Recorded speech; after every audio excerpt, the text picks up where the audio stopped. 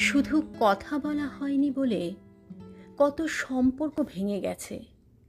শুধু কথা বলা হয়নি বলে কত মানুষ আমাদের থেকে দূরে চলে গেছে। এই কথাটা আসলেই সত্যি।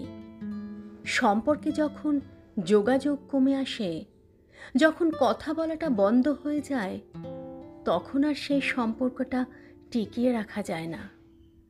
আমাদের চারপাশে এমন অনেক সম্পর্ক আছে, যদি শেষবারের মতো আরেকবার কথা হতো, তাহলে হয়তো আজও সম্পর্কটা টিকে থাকতো।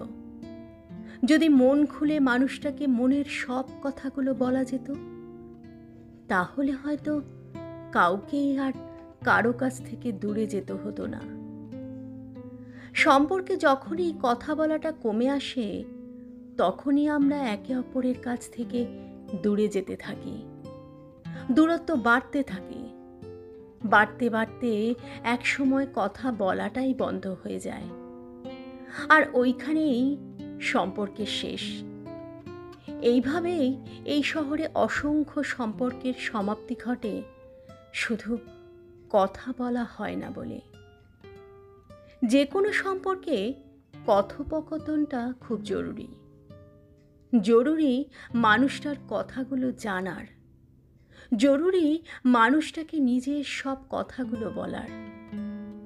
মানুষ সবচেয়ে বেশি কষ্ট পায় প্রিয় মানুষের কথা বলার আগ্রহ কমে যাওয়ায়।